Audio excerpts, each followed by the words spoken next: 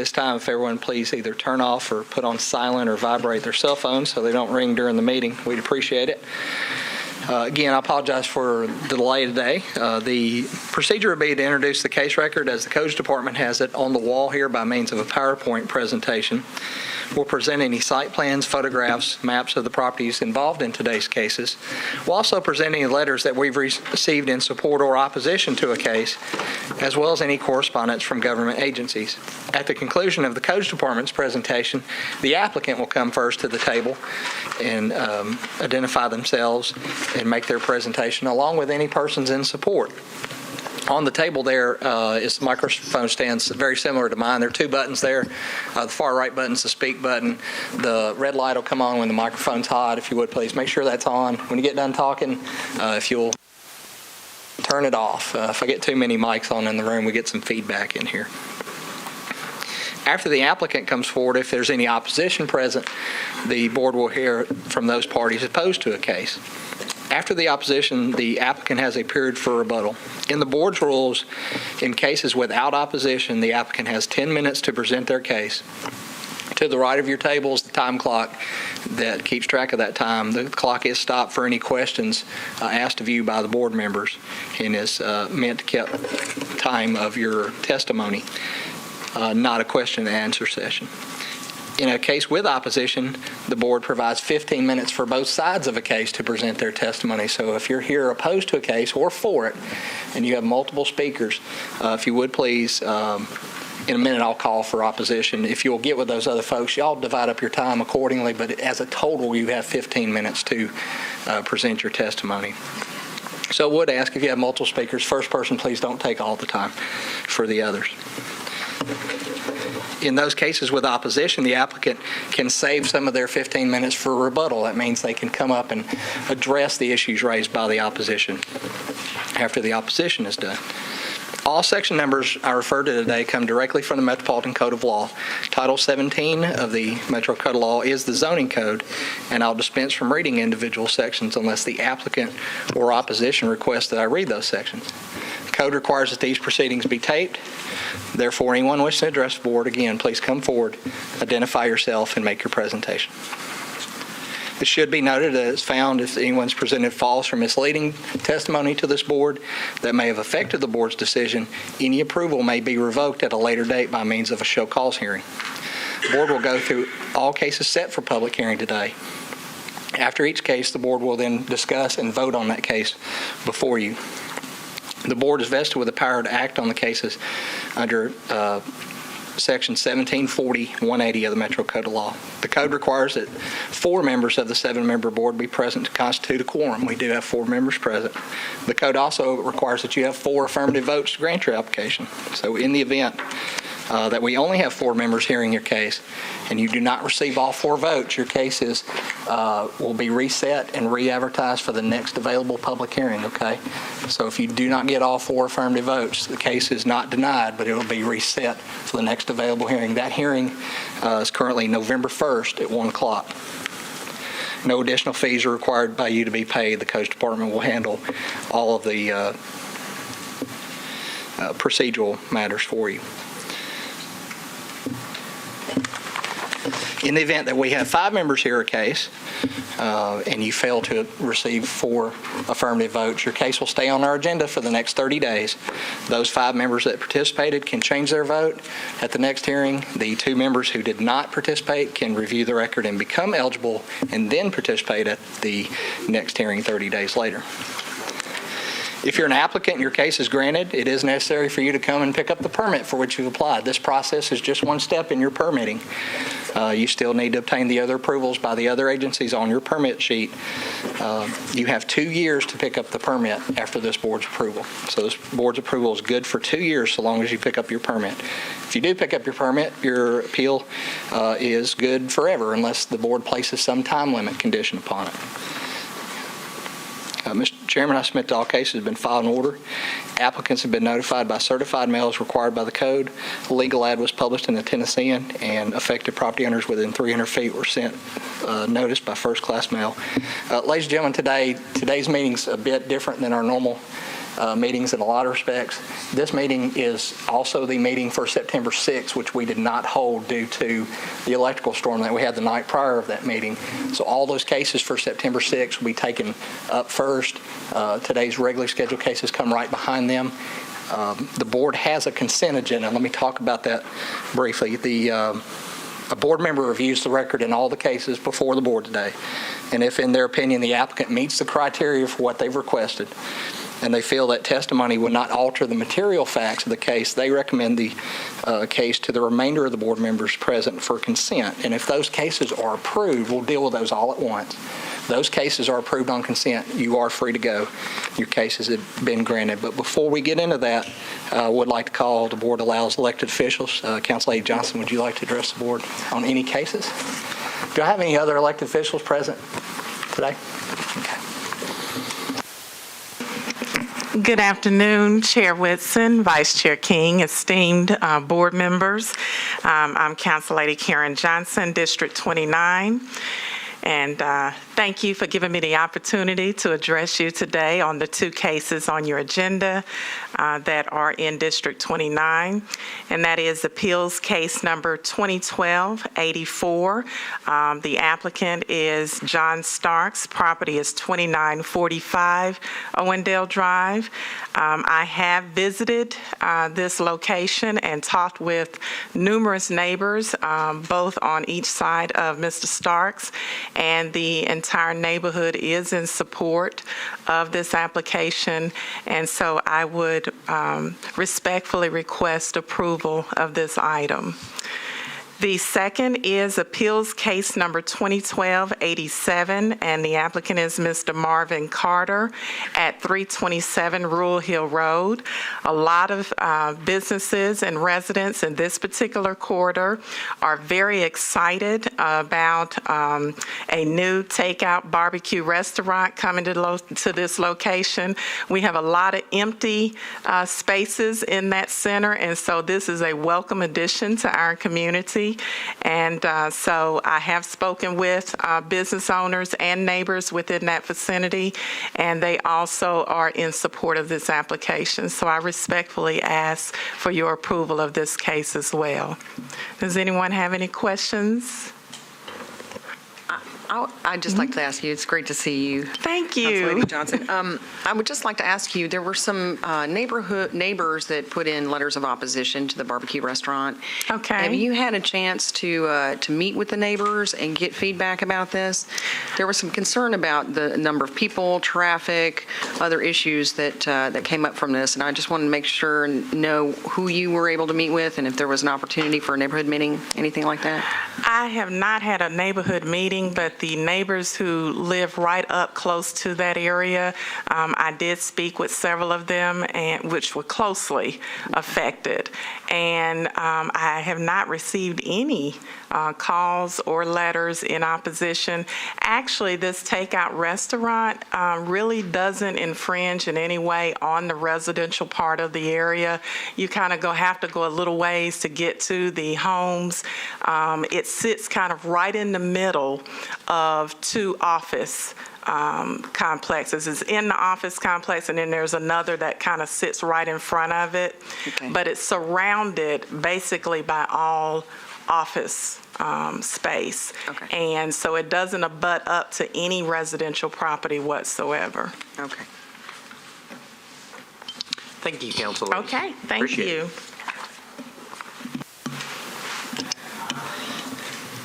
Can I call for any other elected officials present? Okay, Mr. Chairman, seeing none, at this time, we'll go through the consent agenda. Did you say opposition? I can't. No, council folk present, any elected officials. At this time, we'll go through the consent agenda for the board again. A board member reviews the record in the case prior to this hearing, and if in their opinion the applicant meets the criteria for the application requested and they feel that testimony would not alter the material facts in the case, they recommend the following cases that I'll call for approval to the board. We'll enter into the record now those cases that have been recommended. If you're here in opposition to a case, please let me see a show of hands on that case. If there is opposition present, we'll remove the case from the consent agenda and hear it in its normal order. The first case recommended for consent we'll deal with the September 6 cases first. Case 2012-72, Fifth Third Bank, the applicant and owner of the property at 5625 Charlotte Pike, requesting a variance in the interior landscape. And is there anyone here in opposition to case 72? Case 72. Mr. Chairman, seeing none. Okay. No, ma'am. Case 72. Give me 1 second.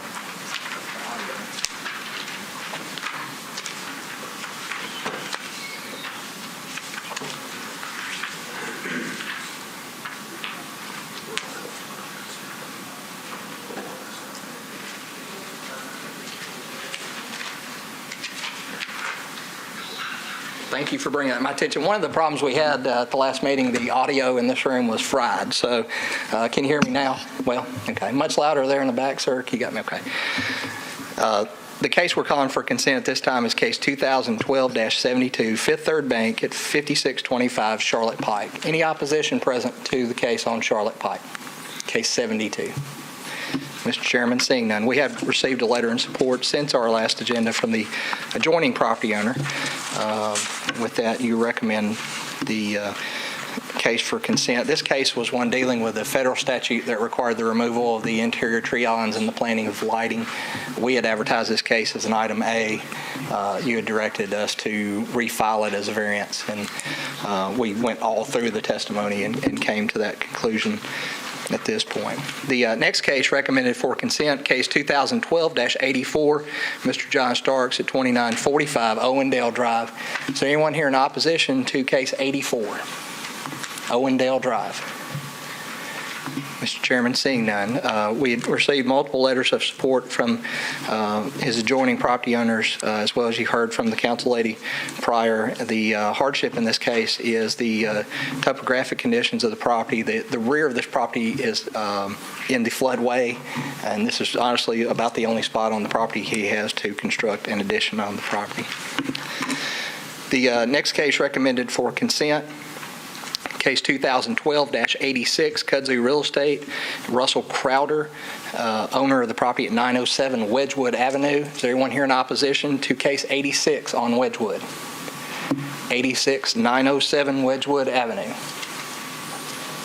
Mr. Chairman, seeing none. This is a request to demolish and reconstruct an existing second dwelling on the lot. It's a legally non-conforming second dwelling.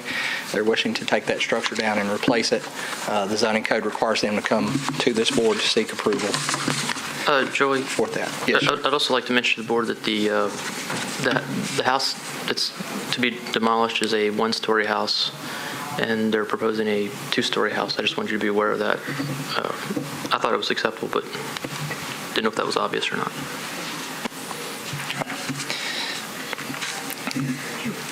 The next case recommended for consent, case 2012-89, L&S Construction, 1115 Biltmore Drive, requesting a variance in the rear setback. Is there any persons here in opposition to case 89 present on Biltmore? Mr. Chairman, seeing none. This is a case of to construct a detached garage. The garage itself is under 700 square feet and is normally allowed a 10-foot setback. The permits issued by our office reflected that. Upon construction at the framing stage, realized that the department has made an error. The structure is built and needed to be a 20-foot setback. The next case recommended for consent, case 2012-90, William Bishop, 580 Highcrest Drive. Is there anyone here in opposition to the case on Highcrest? The agenda reflects a 41.5 should be inch by 21-foot front porch, not a 41-foot front porch. That's my error. Anyone, much big difference between the two. Is there anyone here in opposition to case 90 on Highcrest Drive? Mr. Chairman, seeing none.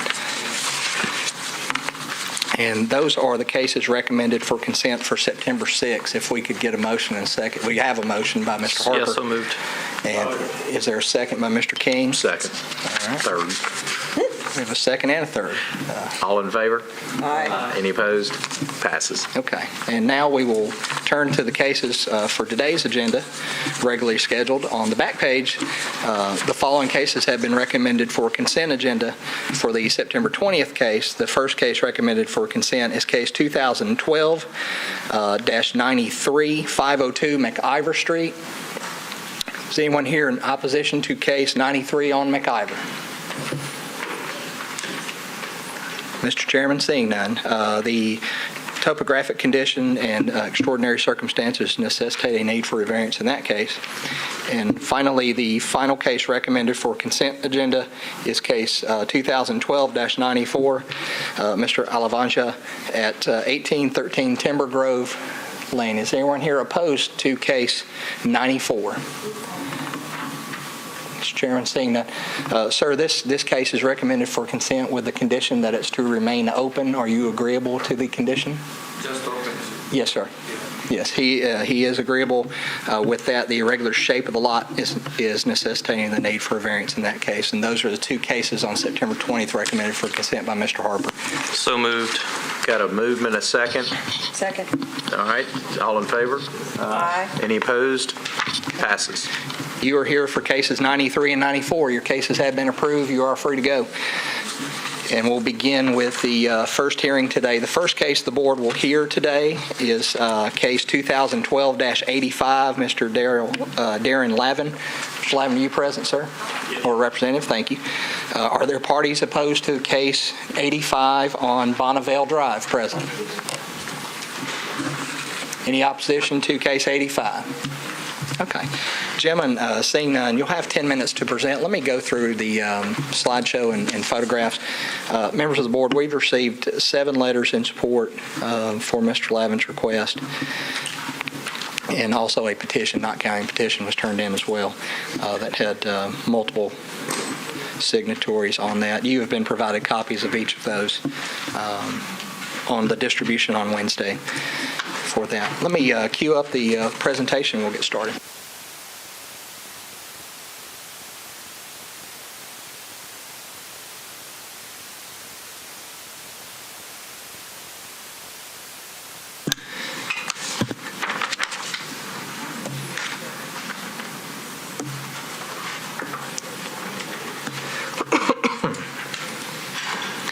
I'm going to dim the light slightly in this quarter of the room, but the subject property you see here and on your monitors, members, is located bound in red. It's Bonneville Drive, just east of Bonifair.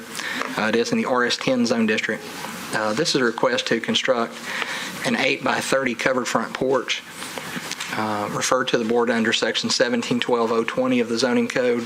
The applicant has alleged jurisdiction under section 1740.180B by variance.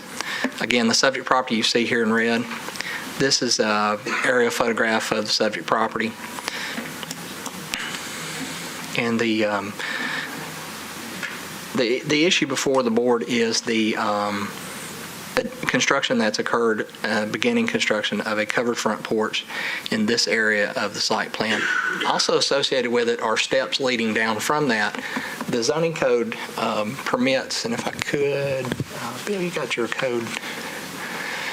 Let me read to you just the section of code that covers this. This board doesn't see many appeals of this section of the code, so let me highlight that just for a moment.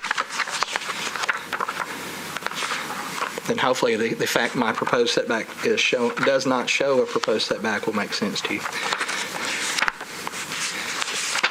Section 1712.040 of the code is the other setbacks provision, and it's permitted obstructions. Permitted obstructions are things which are allowed to be in the setback. The required setback for this zone district out here is 40 feet from the road.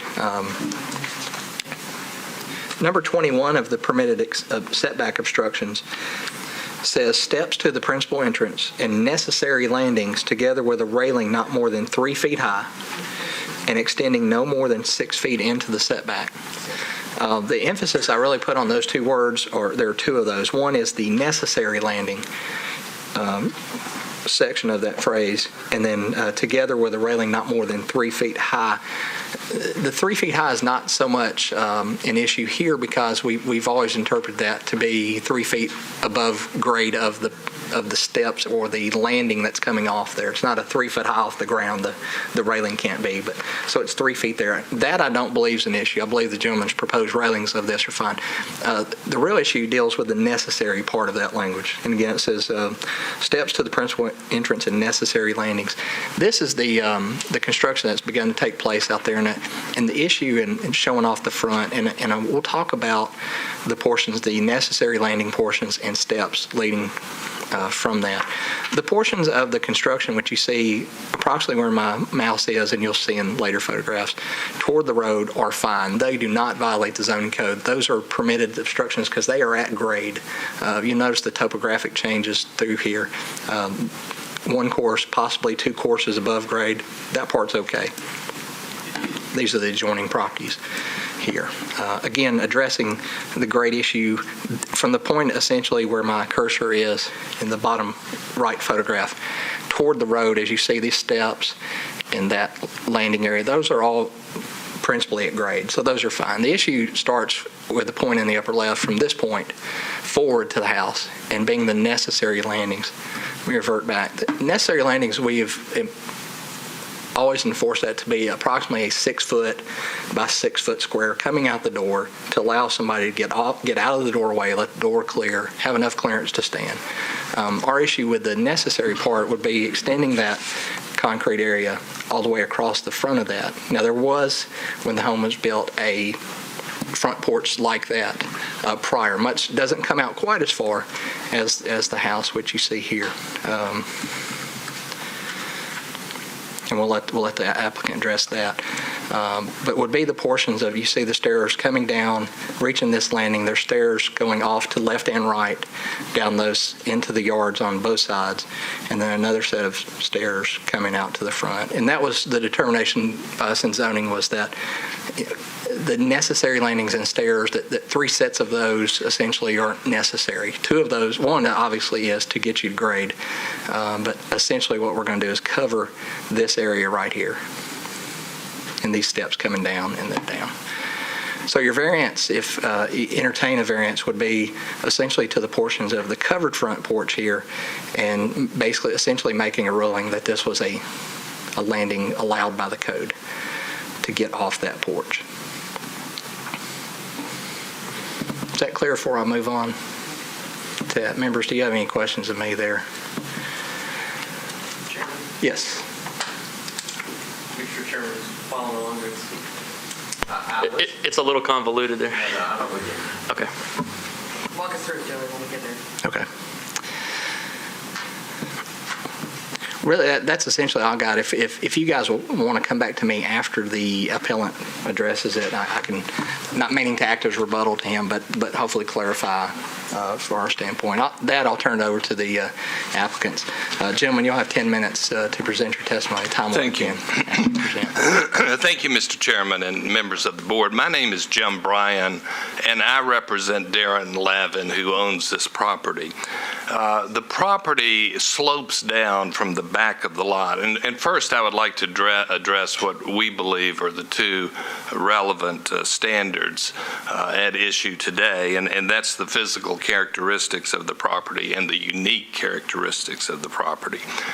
This property slopes down from the back of the lot to the road. Mr. Lavin, and I think we have a shot of the driveway on one of these frames, but he estimates that the slope of his driveway is currently 45 degrees. For years, he's had a problem with soil washing toward the front of the house, toward the road. And in fact, there is a corrugated metal culvert that runs underneath the driveway, which he has to dig out approximately every year or every 18 months because the soil washes down, fills it up, and he has to dig it out. In the year 2002, the house began, and this is a house that Mr. Lavin grew up in. It was owned by his parents, and he inherited it when they both died. In 2002, they began to experience the house was actually splitting due to foundation sliding.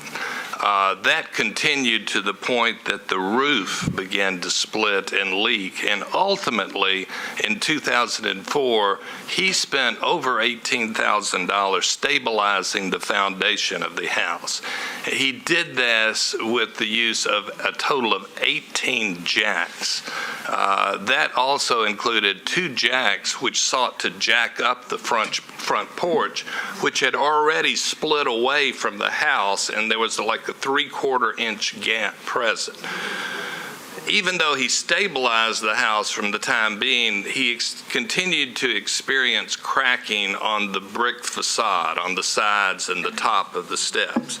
And so he undertook this project where he proposes spending about $40,000, which is, by my calculation, about 29% of the value of the house on this project. And there's no opposition by the neighbors, as evidenced by the 10 signatures on the petition and the letter from the one neighbor who is affirmatively for it, as well as the Councilman Stanley's support. He undertook this project for 2 reasons. Because it's something that his parents always had in mind, doing something to improve the front of the house, and secondly, to further stabilize the house, and in the process of doing this, build 2 retaining walls and terrace the front of the yard down to do something to stop the erosion that existed. He made 2 mistakes in doing this. The first one was he didn't get a permit from codes, and that was due to his own stupidity, which he readily admits. He didn't seek advice of counsel either, I might add. Part of it was the fact he was aware of a 40-foot setback line, but he made another mistake in mismeasuring the house. One, he measured to what he thought was the property line, which wasn't actually the property line, and he should have been shooting for the right-of-way line. But the other, in his defense, had to do with the fact that the street and the property line, and also the right-of-way line, there's an imperceptible curve in that of about a foot or 2, which causes him to be further off in his measurements. Finally, in his defense, at the time the house was built, this front porch extended into the setback line by some 2.5 feet. That can be discerned from the survey that's filed, because if that were not the case, the width of the porch would be only 2 feet. So we know that was the case. Unfortunately, he doesn't have any pictures of it the way it existed. And as I say, I guess the second set of standards that we believe are relevant is the fact that there's no injury to a neighbor's property or no a specific harm to the public welfare, as evidenced by the support of his neighbors who believe it's something that's going to improve the neighborhood, specifically the letter of Ms. Kaufman, who lives at 395 Bonnevale Drive, and the Councilman Stanley's support, who has some interest in these issues. So that's where we are. We're basically asking the board for a variance that will allow him to complete this work. I point out that when this issue first arose, he stopped all his construction work, even though he could have legally continued with the portion toward the street, the building of the retaining walls and so forth. He stopped all the work where it stood and tried to do the right thing at that point. So that's our case. For those reasons, we believe that a variance is appropriate for this property, which has a history of sliding, and there's a need for stabilization. And if he can legally do, at this end of the property, at the street end, what's proposed, then, there's a question of what do we do in the middle to connect the house to the area where there's retaining walls exist. So, Mr. Lavin, would you like to add anything to your? No, all of that was very well put. I'll stand by that. Well, thank you. Do we have any questions from the board?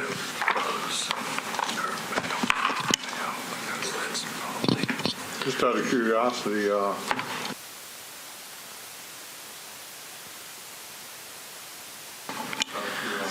Yes, I am. We're going to match the paint with the house, railing for everything, of course. A lot of rock work on the retaining walls to match with the chimney, as you can see in the picture. We've got quite a few plans on how to do a lot of it, hoping it all will come out very nice. Is a few of the pictures that you can see we've drawn up on the computer. Is we have actually taken those pictures to not only just the few people that have signed it, but at least 20 people up and down the street that are all was really, at the time, really excited about the work we were going to do.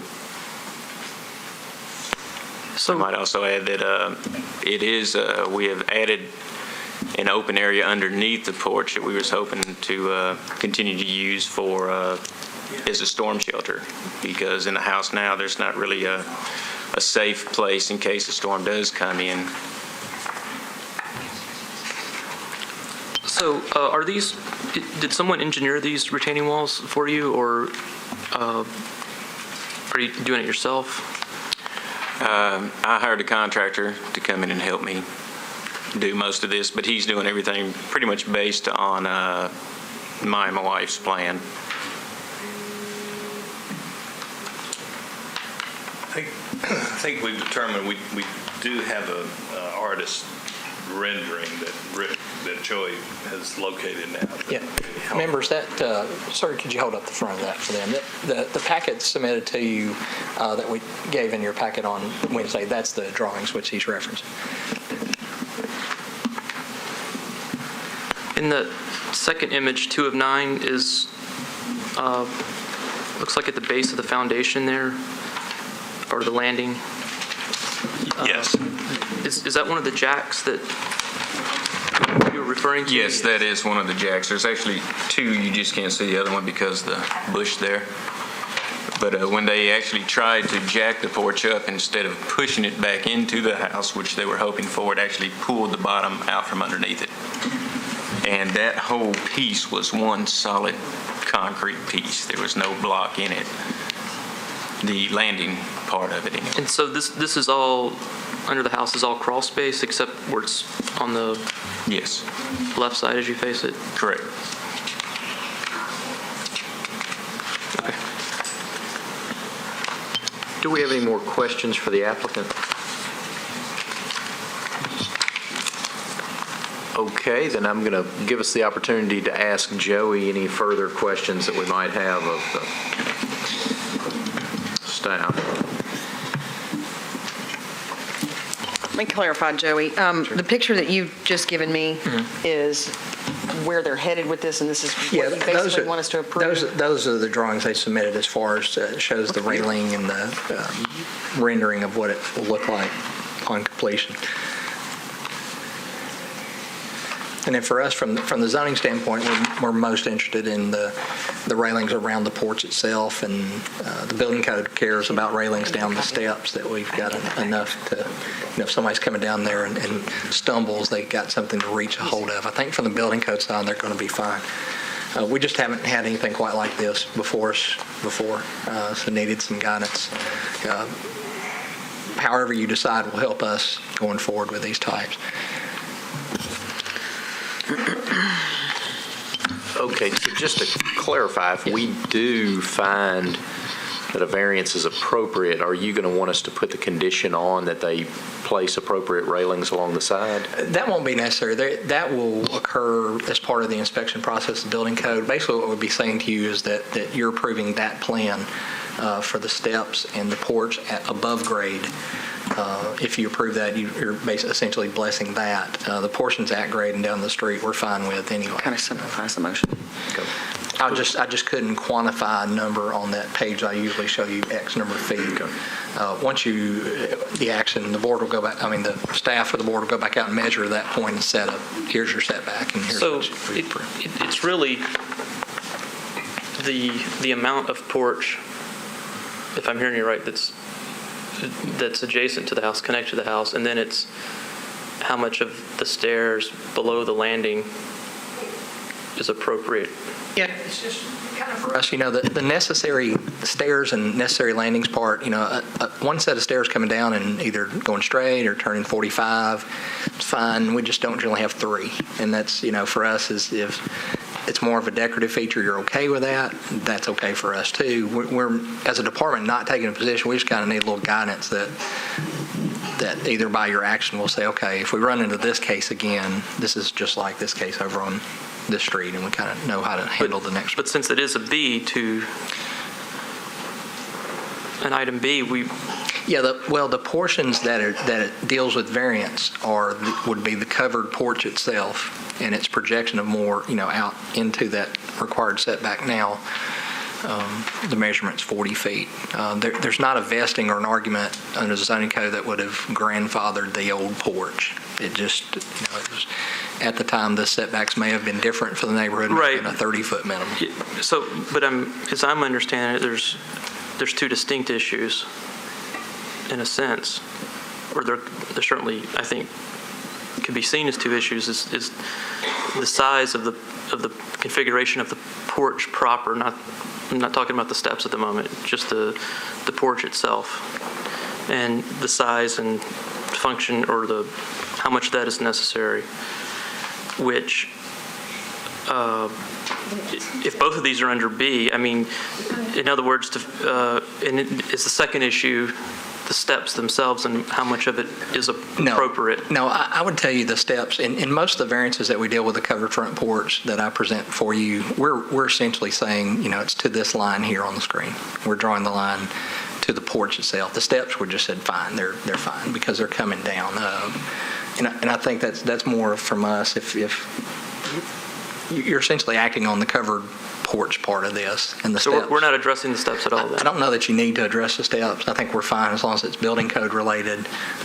If there's any guidance you wish to give the department that, hey, this sort of configuration is all right with us, it's not the code doesn't say you can't have it. It's silent.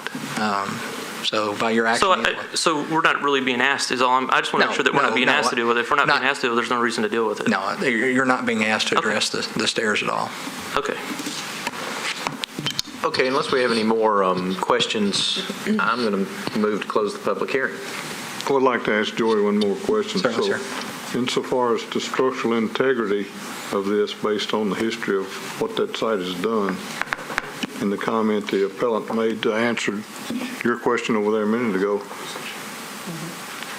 if we approve this, there's no liability on the city if the thing cracks or comes apart or whatever? There is none. In any construction, we're making an inspection of the footer, or we're requiring the gentleman to provide us an engineer's letter that the footers can support what he's constructed. One of the two will have to occur before we get a structure up over top of this as part of his inspections for the required permit. So there could be a caveat to the approval process? No, it's going to be required as part of the permit anyway. Okay. Okay, just to confirm, there is no opposition, is there? Any opposition? Present case 85. No, Mr. Chairman. Okay, then I'm going to move to close the public hearing and start discussion. All right, public hearing is closed on case 85. Well, I'll say this, there's certainly a topographical issue. And there's certainly a hardship. So he's performed the basis for the variance. Right. I think it's pretty clear. And he's got support of the neighbors. I think they're doing a lovely thing here, and naivete aside, a lot of people get themselves into that situation, and this is the place to have that rectified. But I think you all are doing a lovely thing for your neighborhood. So from that situation, I think they meet all the criteria. I would agree, unless somebody's not going to agree. So I'm going to make a motion to approve the variance. I move that the board approve the variance because all the requirements of MCL 17.40.370 have been met. The board finds that the unique characteristics of the property are both the unique shape of the lot and the topography, and the precise nature of the hardship is the landowner's house is moving. All in favor? Oh, do I need a second? I'm sorry. Second. Got a motion, got a second. All in favor? Aye. Any opposed? Passes. And, sir, if you would please, the applicant, I just need to see you for one moment after I call the next case. Thank you. Okay, we'll call the next case, case 2012-87. Mr. Marvin Carter, Jackie Williams, Ed Ux, owners of the property located at 327 Rural Hill Road. They're requesting an item D, which is for a non-conforming use in OR 20 to convert the existing non-conforming retail space, meaning the retail space that exists here is legally non-conforming as to use. The OR 20 district places restrictions on retail use, and they're proposing to change from that to a takeout restaurant under the zoning code. Refer to the board under section 1740 180D. The applicant has alleged the board would have jurisdiction under section 1740 180. I received a note between cases that the applicant and council are requesting a deferral. There is opposition present. Board, typically what we've done is go through the case, let's hear the testimony, and then the applicant can address whether they wish to request a deferral after that. Or you can deal with it up front if you wish, but I believe the opposition is opposed to a deferral. Okay, so Having to come in and, Okay, so we've got the applicant in favor of deferral. Yes. We've got the council lady in favor of a deferral. Certainly, this board's usually in favor of a deferral because it gives people time to speak as opposed to crossing swords at this hearing. But this case is unusual in that we've already deferred this case 2 weeks due to, just the storm that occurred and not being able to use this. This is a case on that first agenda from September 6th. Right. So the opposition may not be able to attend. I just ask that, at least from a staff standpoint, if you just use great deference here and hearing all sides before you. What's the potential outcome of a deferral? I mean, Well, I guess that's in the best interest of the applicant? I guess that's for you all to decide, whether you want to hear from both parties first and then decide on the deferral request, or to sort of hash that out now before we get into the meat of the testimony. So you're saying that what I'm hearing is the safe route is to hear everybody, and then we could still defer after we hear from everybody. We'll just have the opposition's testimony on record, and then it still gives them time to work out or come to a conclusion, and they could withdraw or whatever. The other portion of that is all four of you that are participating have to participate next time too. So if there's any of the four of you that can't participate, October 6th. But if the applicant's asking for a deferral, is this, I guess, we could accept a letter from the opposition at this point in lieu of, I guess, if they're trying to work something out together to sit across the table, Turn your mic on, please. I'm sorry. Be more amenable to allow the parties to sit down and try to come to a mediative solution than I would be trying to put the opposition in a place they can write a letter if we have to defer it, and give the applicant time to sit down with them before we all sit here and then listen to, a contentious moment if there's an opportunity to mediate the situation. So I think it's just an opportunity for them to go that direction before we do that. If the opposition then still feels that way, then they can submit a letter in opposition.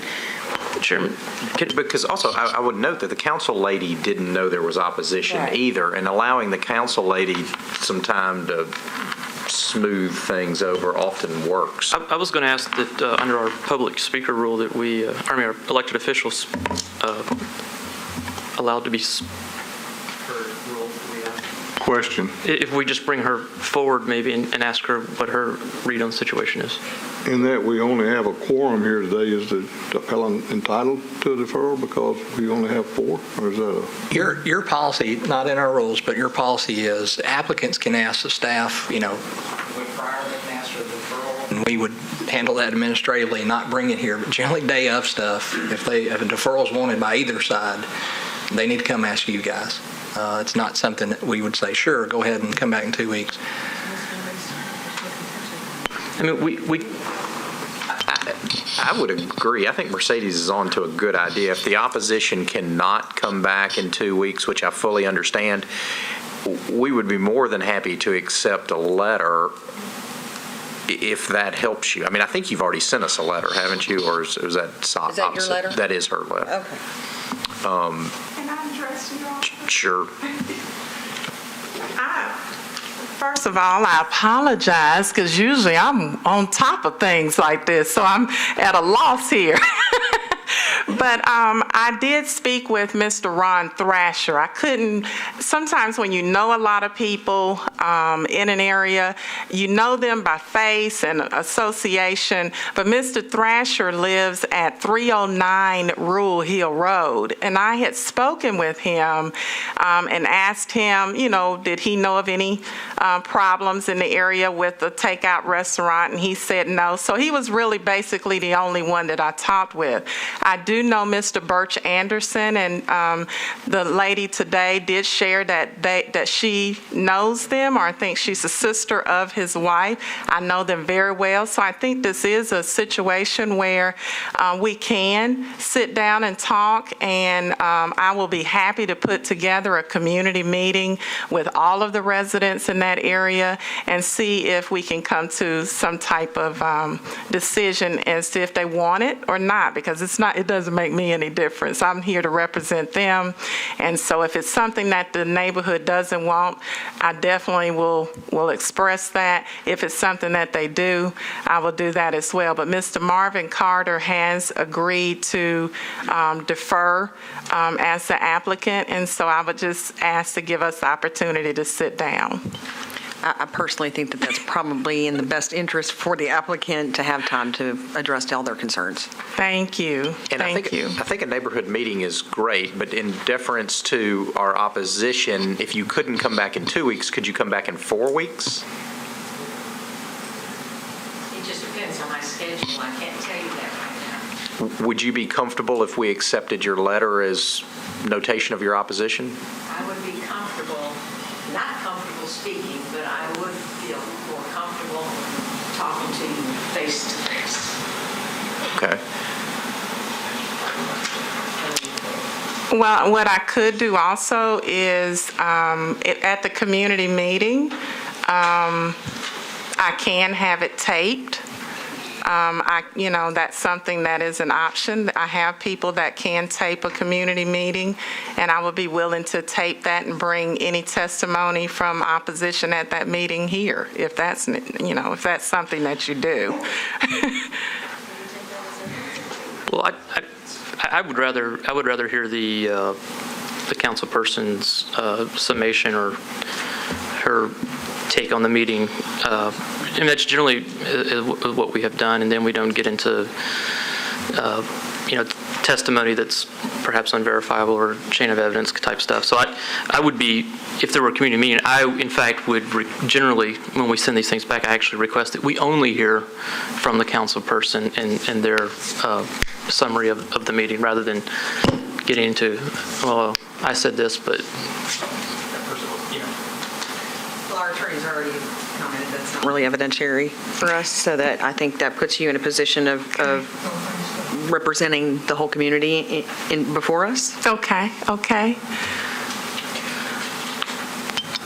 Counsel, I'm sorry, go ahead. is it permissible to hear the opposition only? Absolutely. It's always permissible to hear the opposition. Now, to the extent we're really talking about, to the extent your question is about hearing a summary of a community meeting hosted or moderated by the district council member, it's probably most expedient to hear the summary of that meeting by the district council member who would be moderating a meeting like that. I think what she has shared with the board today demonstrates that she has obviously no personal interest in the outcome of the matter one way or the other, but instead is just seeking to bring the interested parties together, whether they be opponents or proponents, so that they can have a chance to bridge whatever gaps may exist. And if they can't be bridged, the council member would be in a position then to come back and report that to the board, I think. Chairman, I'm ready to move that we postpone this to the next meeting or whatever our guidelines allow, assuming that the council person feels like she can arrange the meeting between now and then. I can, and each of them will get a mailed invitation. And I can provide that list of the addresses. Do you need 4 weeks to do that instead of 2 Oh, weeks? no. Okay. I can do that within a matter of a couple of days. Okay. So moved. So, David, we've got to move. We second? Second. Oh. Making sure you fit within the 60-day window on this. Oh, because of the 2 This weeks. is a September 6th issue. But technically, this is at the request of the applicant. Yeah. That's true. Okay, so we have a motion. Do we have a second? Second. We got a second for Mercedes. All in favor, say aye. Aye. Aye. All opposed? Okay, Members, it's deferred. Thank It's deferred you. till October 6th. Thank you so much. For everybody here's sake, is that case first that day? Take it top of the agenda? Absolutely. Okay. And I will email Joey, you all the sign-in sheet as well as the list of who I mailed the invitation to. Wonderful. Thank you. Thank you. Thank you for your attendance. Get everybody on the same page. Am I out of order to speak? You are at this time, ma'am. Yes, ma'am. This hearing for this case will be heard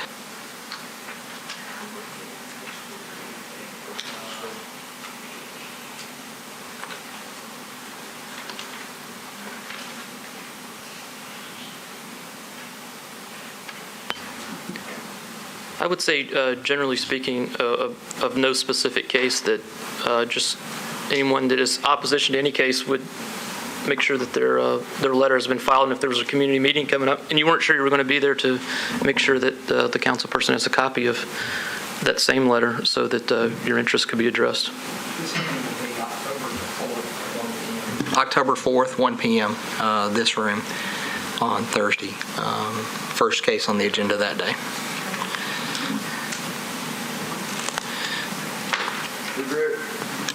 That dispenses with that case. Call the next case. Next case before us, case 2012-91, E3 Construction Services, appellant Blue Sky Construction, owner of the property at 1300 Wedgwood Avenue, requesting a special exception for street setback on 14th and Wedgwood, and a variance for the dumpster in the required setback in RM20.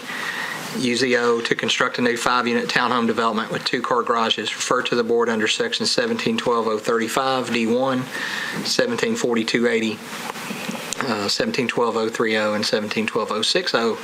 The applicant has alleged the board would have jurisdiction under section 1740-180 items B and C. The applicant's present with us. Yes. Is there opposition present to case 91? No opposition present. Members, let me bring up the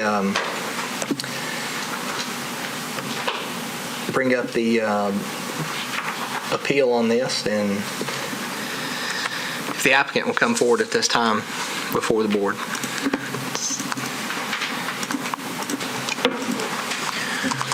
Joey, Yes. board members, thank you. My name is John Eldridge. I'm the owner of E3 Construction. Wanted to make myself available to give a brief rundown of what we're asking for. But before you do that, let me go over the case from the Codes Department's Yes, sir. standpoint, review your site plan. The subject property is located on the north margin of Wedgwood, east side of 14th Avenue South. It is in the RM20 zone district. RM20 means a maximum density of 20 units per acre on the subject lot. This aerial photograph showing the subject property when it contained a residence on that corner. This is the site plan submitted by the applicants, and the proposal, the portions of the site plan, the portions of the encroachment show these covered stoop areas and steps leading out front.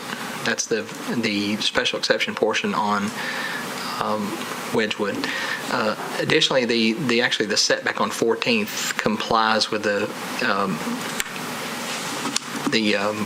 major collector street plan, so there's not a special exception on 14th. The variance deals with the dumpster pad, which you see in the site plan here.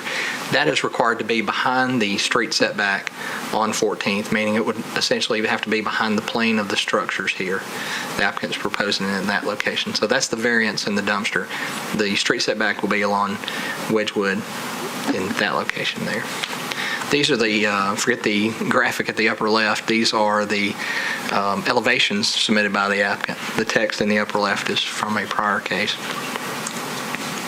But you kind of see behind the curtain now, there's a cut and paste aspect by your secretary.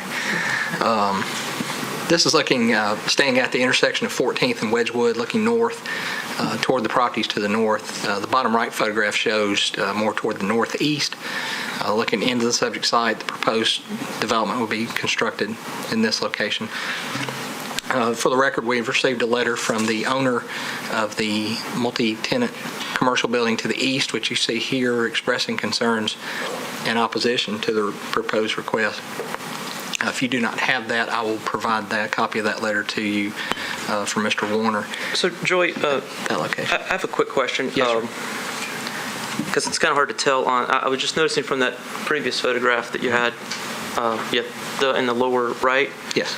So as we're looking at this, you are standing down at the intersection, looking. Yes, sir. Sort of along the street and along the setback. This bottom right photograph, I'm more, Mr. Harper, if I'm standing essentially here shooting back across this direction. I'm not quite parallel with the plane. So that wasn't, were we looking at the business? Yeah, this business located here is the business that you see in the aerial here.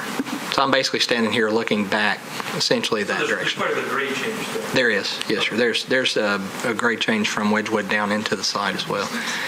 This is looking due east toward the intersection of Wedgwood and 12th. You're familiar with the towers located there, retirement home. And this is a view from 14th looking across the site. These are the adjoining properties north and across 14th. 14th here, Wedgwood to the rear of me. And then another view of the site. The bottom right photograph changed. This is at the sidewalk on Wedgwood looking north into the site. And again, that pile you see there is this pile reflected. This photograph, I'm standing essentially where my cursor is, looking north. So, okay, so this site plan is oriented north is up on Yes, it is. Yes. Yes. Okay. Thank you. All right. You have received a recommendation from the Planning Department recommending approval for the request. And again, one letter in opposition. Okay, you can begin your testimony if you'd like. Yes, sir. And yes, ma'am. When we purchased the property back earlier this year, we knew that it was RM20 zoning, which with 0.35 acres meant that we had the availability, if we could find a design that would fit, that we could put up to 7 units on the property. After researching the area and kind of looking at what aesthetically would look good with the community, we decided not to maximize our effort on it and to drop down to a 5-unit development. We felt like it was important for the safety of our homeowners and for the area to make sure that we had a 2-car garage available for the homeowners for the individual units. With the rise of the shape of the lot, which narrows greatly, I guess that's toward the eastern end from the western end, it kind of gave us a unique hardship in that we couldn't figure out a way to get a driveway around the back side of the house and allow for the 5-foot buffer in between the two properties.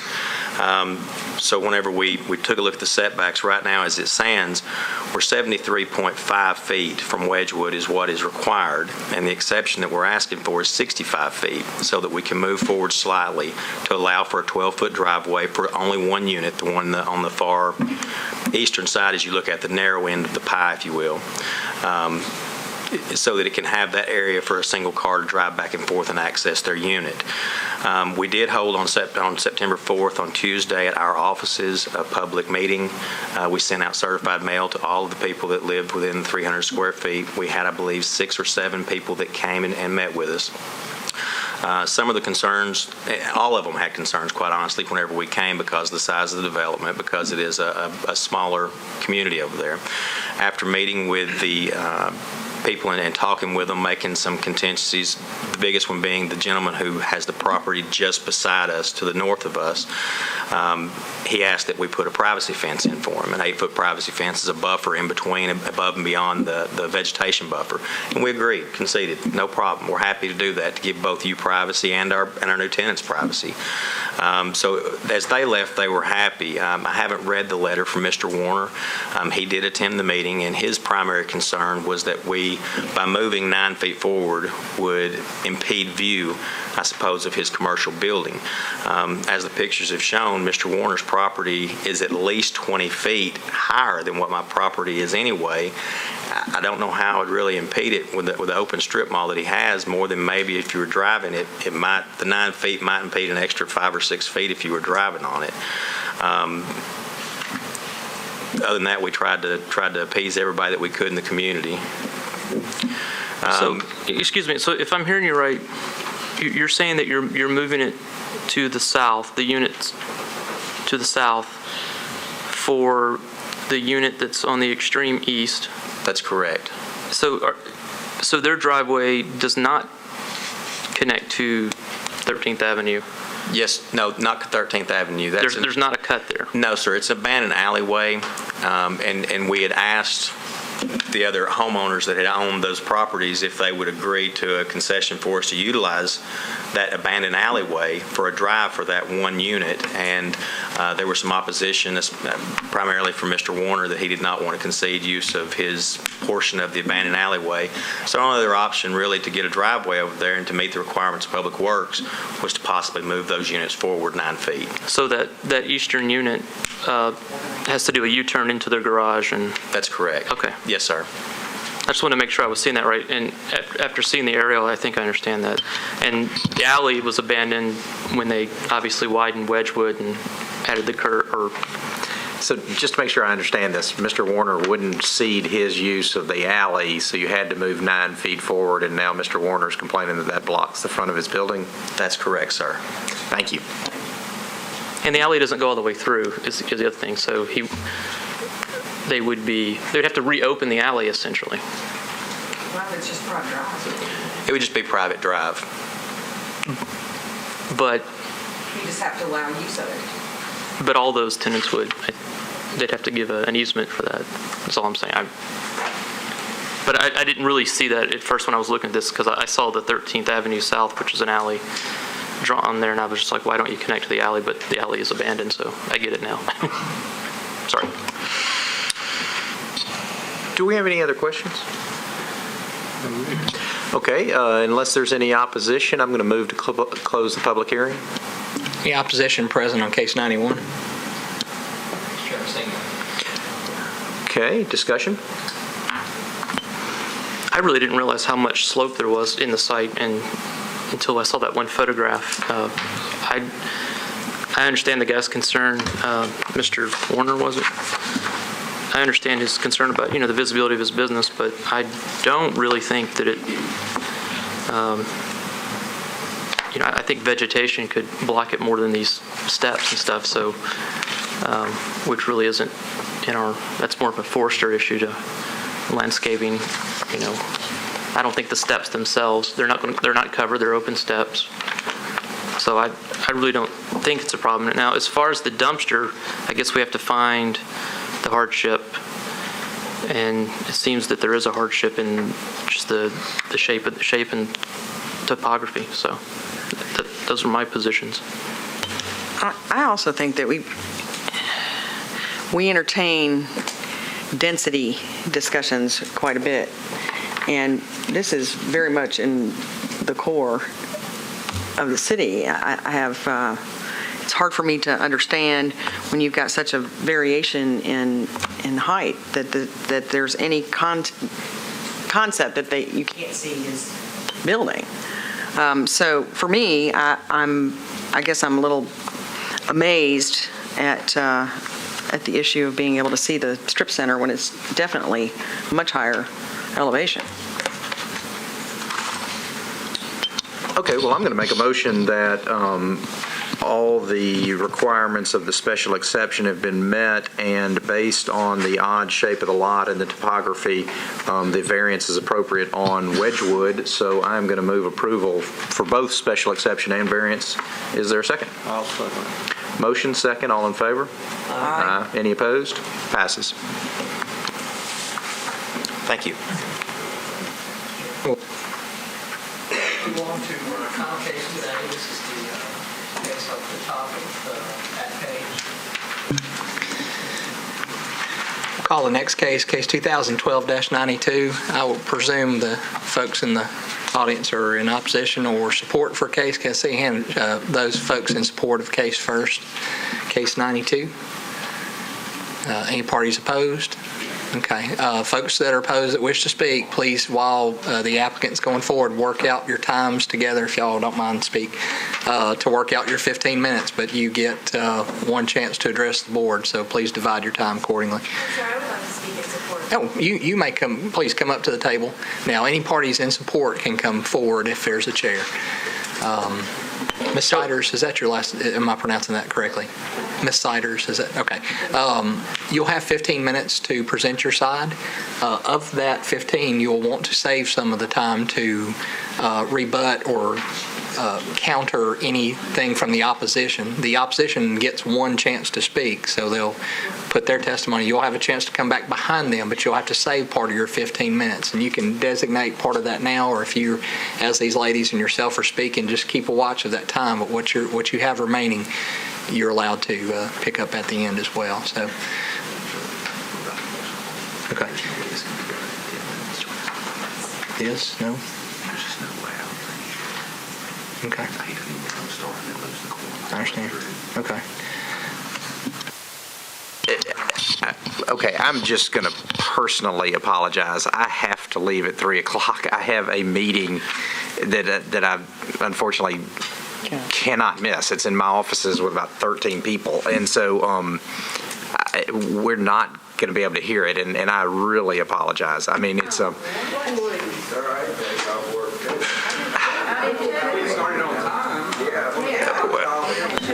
Please, hang on a second, please. Again, I do apologize. Believe me, I show up every 2 weeks in a voluntary capacity, and so it's a voluntary position, and I do apologize, but I cannot skip this meeting. So I'm going to have to leave, which means the quorum's going to be lost, and we're trying to not start the meeting where y'all speak, and then it becomes irrelevant. I apologize. Mr. Chairman, since the quorum's going to be lost during testimony, this case by rule will be, we talked about the barbecue case. That case is now second. This case takes precedent.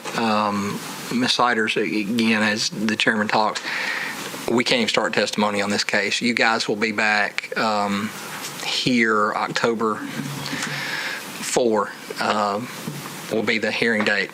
1 p.m. These 4 members present, everyone will be here October 4 at 1. No offense. At 1, I've got to be sure. Also, the 3 members who are not present are also eligible to participate if they are here. So we have 7 possible. I need 4 of those 7 present to hear it. What we have in this situation, we get started and you lose a quorum, I've got to have these same 4 members here, and the other 3 can't even participate at all. So with their schedules, we have a potential conflict there. So let's end today's meeting. Do that now. October 4th, all parties hereby noticed. Our office is also going to send out another letter to all the folks we notified the first time. This case will be on hold and be first on that agenda promptly at 1 o'clock. And written testimony will also be accepted as long as it's on the record and will be given the same weight as personal testimony. Any testimony you wish to submit, the record is open. You can submit it at the Codes Department by email at bza at nashville.gov, BZA for Board of Zoning Appeals at nashville.gov. That email address, when an email is sent, goes directly to all 7 members and to the staff and is part of the record. You can submit that if you're unable to attend. Again, I apologize to getting started late, but we'll hear it October 4th at 1 o'clock. First case, we'll get started right at 1. If you can attend, if you cannot, please submit something into the record by email or by letter. You can do either. And that's true of the appellants too. If there's anything you wish to submit, you may do that as well. With that, we'll go ahead and adjourn today's meeting. The Board of Zoning Appeals is adjourned for September 20. Thank you.